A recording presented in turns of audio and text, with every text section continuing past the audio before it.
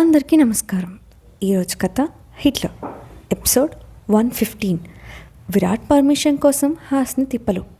ఇక స్టోర్లోకి వెళ్తే హాస్ని ఆఫీస్కి వస్తుంది స్మిత. అక్కడ ప్రశాంత్ ఆమెను చూసి అనవసరంగా హాస్ని దగ్గరికి వెళ్ళి తన ప్రాణాల మీదకి తెచ్చుకోవద్దని వార్నింగ్ ఇస్తాడు.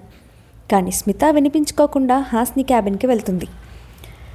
మీ ఆఫీస్కి వస్తే నాకు ఒక రిలాక్స్డ్ ఫీలింగ్ వస్తుంది, అందుకే అప్పుడప్పుడు అలా విజిట్ చేస్తూ ఉంటాను అంటూ నవ్వుతూ చెప్తోంది స్మిత. ఏంటి, ఇది ఆఫీస్లో కాకుండా ఏదైనా మెడిటేషన్ సెంటర్లో కనిపిస్తుందా మీకు రిలాక్స్డ్ ఫీల్ రావడానికి అని వెటకారంగా అంది హాస్ని. నేను అనేదానికి అర్థం అది కాదు హాస్ని అని నవ్వి, ఇంతకీ నేను చెప్పిన విషయం ఏం చేశా, నేను అడిగిన దానికి నువ్వు ఒప్పుకుంటున్నావా అని అడిగింది స్మిత. హాస్ని కూల్గా తన చైర్లో వెనక్కి వాలి కాలు మీద కాలు వేసుకొని కూర్చొని, నేను ఎలాంటి ఆన్సర్ ఇవ్వాలనుకుంటున్నావు అని అంది. హాస్ని ఎక్స్ప్రెషన్ ఎందుకో తేడా కొడుతున్నా తన స్మైల్ అంతే కంటిన్యూ చేస్తూ, నాకెందుకో నువ్వు ఒప్పుకుంటావు అనిపిస్తోంది హాస్ని అని అంది స్మిత. కానీ నువ్వు అడిగిన దానికి నేను ఒప్పుకోవట్లేదు అని చెప్పిన హాస్ని మాటలకి ఎందుకు అని ఆశ్చర్యపోయింది స్మిత.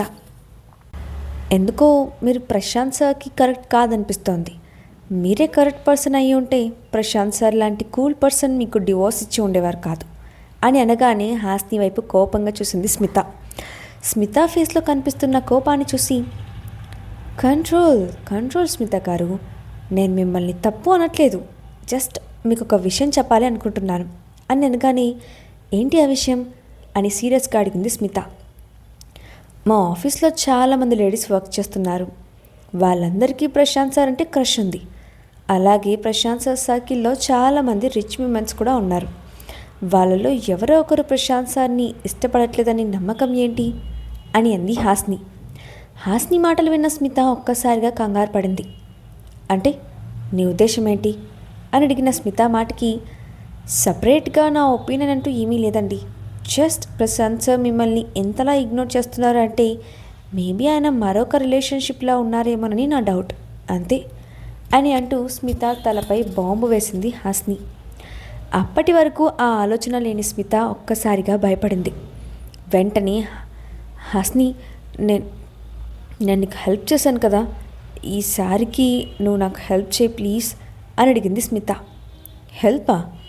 నేనేం హెల్ప్ చేస్తాను అని హాస్ని అనగానే, నువ్వు ఈ ప్రాజెక్ట్స్ ఎగ్జిక్యూటివ్స్ని బిజినెస్ సర్కిల్లో ఉన్న ప్రశాంత్కి చాలా దగ్గరగా వర్క్ చేసే వాళ్ళని పిలిచి ఒక డిన్నర్ పార్టీకి అరేంజ్ చేయొచ్చు కదా, అక్కడ ప్రశాంత్తో క్లోజ్గా ఎవరు మూవ్ అవుతారో మనం తెలుసుకోవచ్చు అని అంది స్మిత. నీ అవసరం కోసం నేను ఇప్పుడు డిన్నర్ అరేంజ్ చేసి లక్షల కొద్దీ డబ్బులు తగలేయమంటావా అని అర్చినట్టే అంది హాస్ని. అప్పటిదాకా పొగరుగా ఉన్న స్మిత హాస్ని ముందు పూర్తిగా తగ్గి మాట్లాడుతూ, మనీ గురించి నువ్వేం వరీ అవ్వకు హాస్ని, ఈ డిన్నర్ పేమెంట్ అంతా నేనే పే చేస్తాను ప్లీజ్ అని అంది స్మిత. స్మిత హాస్ని దగ్గరికి వచ్చిందని తెలుసుకున్న కీర్తి ఆమెను చూడటానికి హాస్ని క్యాబిన్కి వచ్చింది. వాళ్ళిద్దరూ సీరియస్గా డిస్కషన్ చేసుకోవడం చూసి వాళ్ళ మాటలు వింటూ డోర్ దగ్గర నిలబడింది. స్మిత మాటలు వినగానే, ఏం చేద్దాం అన్నట్టు కీర్తి వైపు చూసింది హాస్ని. కీర్తి పాటికి సిద్ధంగా ఉన్నట్టు నవ్వుతూ చూడగానే కొద్దిసేపు ఆలోచనలో పడింది హాస్ని. స్మితాని పంపించాలి అనుకున్నా ఆమె అలా అడిగేసరికి కాదనిలేక అవుననిలేక చాలా ఇబ్బందిగా ఫీల్ అయింది హాస్ని. అన్నిటికంటే ముఖ్యంగా నైట్ డిన్నర్ అంటే విరాట్ పర్మిషన్ ఇవ్వడు. ఎక్కడికి వెళ్ళినా ఏం చేస్తున్నా టైంకి మ్యాన్షన్కి వెళ్ళిపోవాలి. పార్టీస్ పబ్స్ అని వెళ్ళినా ఒకసారి అనుభవం అయింది కాబట్టి విరాట్ అస్సలు ఒప్పుకోడని హాస్ని కూడా బాగా తెలుసు. విరాట్ కోపం తెలిసిన హాస్ని ఒకవేళ చెప్పకుండా వెళ్తే విరాట్ ఎలా రియాక్ట్ అవుతాడో కూడా తెలుసు. కాబట్టి స్మితకి ఏ ఆన్సర్ చెప్పలేక కామ్గా ఉండిపోయింది. ఎంతసేపటికి మాట్లాడిన హాస్నీని విసుగ్గా చూస్తూ, నువ్వు అంత వరి అవ్వాల్సిన అవసరం లేదు హాస్ని, మనం ఏ పబ్బుకి వెళ్ళట్లేదు అని నింది స్మిత. స్మిత మాటలకి హాస్ని షాక్ అయింది. తన ఆలోచనలు అంత క్లియర్గా ఆమెకి ఎలా తెలిసాయో హాస్నికి అర్థం కాలేదు.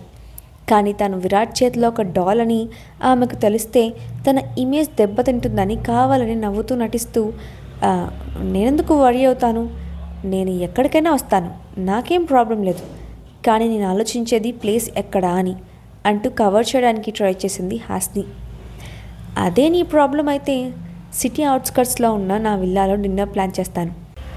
ఇంకా కాదనుకు, ఎలాంటి డిస్కషన్స్ పెట్టకు, నేను వెళ్ళి వెంటనే అరేంజ్మెంట్స్ చేస్తాను అని హడావిడిగా తన బ్యాగ్ తీసుకొని బయటకు వెళ్ళిపోయింది స్మిత. కనీసం హాస్నికి రియాక్ట్ అయ్యే టైం కూడా ఇవ్వకుండా వెళ్ళిపోయిన స్మితని కోపంగా చూస్తూ, మెంటల్ దానిలా ఉన్నట్టుంది, మనుషులు మాట్లాడుతుంటే పూర్తిగా వినాల్సిన సెన్స్ కూడా లేదు ఈమెకి అని కీర్తి వైపు కోపంగా చూస్తూ అంది హాస్ని. ఇదేదో బాగుందే, ఆవిడ మీద కోపం నా మీద చూపిస్తున్నావు అంటూ వచ్చి సోఫాలో కూర్చుంది కీర్తి. ఎందుకు చూపించకూడదు, ఆవిడ డిన్నర్కి ప్లాన్ చేయమంటే వద్దు అనాల్సింది పోయి కామ్గా 32 పళ్ళు బయట పెట్టి నవ్వుతూ నిలబడ్డావు కదా అని కోపంగా అంటున్న హాస్ని మాటలకు ఆమెను వెక్కరిస్తూ, తమరేమైనా తక్కువ తిన్నారా, నువ్వు కూడా కామ్గానే ఉన్నావు కదా, ఇప్పుడేదో విరాట్ సార్కి భయపడుతున్నావు కానీ తమరికి మాత్రం బయట తిరగడం పార్టీస్కి ఇష్టం లేదా అని అనింది కీర్తి. కీర్తి మాటలకు చిరాగ్గా మౌనంగా ఉండిపోయింది హాస్ని. ఎందుకు అలా డల్గా అయిపోయావు, మనమేం పబ్కి వెళ్ళట్లేదు, జస్ట్ ఒక చిన్న డిన్నర్ పార్టీ అంతే కదా అని అనింది కీర్తి. నేనేం డల్ అవ్వలేదు, బాగానే ఉన్నాను అని అన్న హాస్ని విరాట్ని పర్మిషన్ ఎలా అడగాలని ఆలోచిస్తూ కూర్చుంది. ఇప్పుడు తన ముందున్న పెద్ద సమస్య విరాట్ని ఒప్పించడం కాదు, విరాట్ చెప్పే టైంకి కరెక్ట్గా మ్యాన్షన్లో ఉండటం. ఎప్పుడు బయటికి వెళ్ళినా టైంకి వెనక్కి రాదు కాబట్టి విరాట్ ఖచ్చితంగా నో అంటాడు. ఏంటి మేడం అంతలా థింక్ చేస్తున్నా, ఒకసారి సార్ని డైరెక్ట్గా అడగచ్చు కదా అని అనింది కీర్తి. అడగాలని నాకు కూడా ఉంది కానీ ఒప్పుకుంటారా అని డౌట్ అని చెప్పి, అసలు నాకు ఎప్పుడు చాలా విచిత్రంగా ఉంటుంది, విరాట్ గారికి ఆఫీస్ ఇల్లు తప్ప మరేం లోకం లేదా, మీటింగ్ అటెండ్ అవుతున్నా అని ఎప్పుడు అదే చెప్తూ ఉంటారు, కరెక్ట్గా ఈవినింగ్కి 7కి ఇంట్లో ఉంటారు, ఫ్రెండ్స్ పార్టీస్ ఇలాంటివి ఉండవు ఆయనకి, ఎంత బోరింగ్ లైఫ్ కదా అది అని అంది హాస్ని.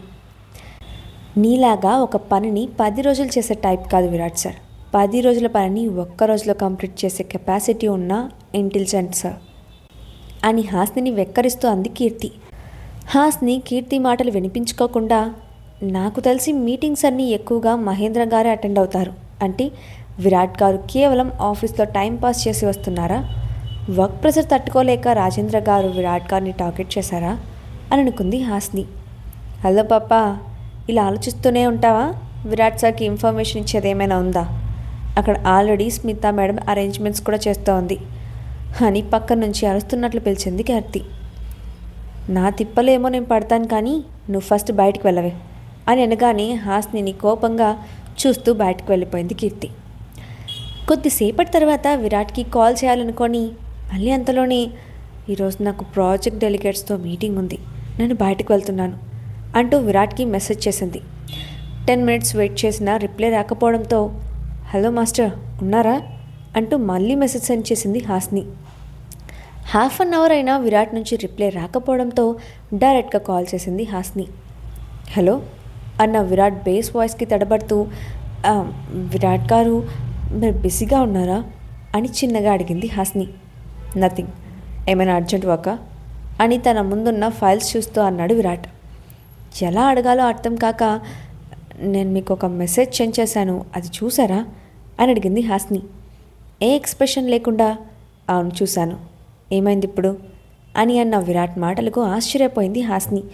మళ్ళీ అంతలోనే కోపంగా, మెసేజ్ చూసి కూడా రిప్లై ఎందుకు ఇవ్వలేదు అని అడిగింది. ఇప్పుడు నువ్వు వెళ్ళే మీటింగ్ అంత అర్జెంట్ అనుకుంటున్నావా అని సీరియస్గా వినిపించింది విరాట్ వాయిస్.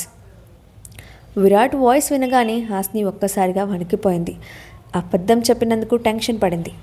కొద్దిసేపటికి ధైర్యం తెచ్చుకొని, అవును విరాట్ గారు, నేను వెళ్ళాలి, కంపెనీ బాస్గా మీటింగ్స్లో నేను కూడా ఉండాలి కదా, ఇదేం పర్సనల్ వర్క్ కాదు, అఫీషియల్ వర్కే కదా అని అంది.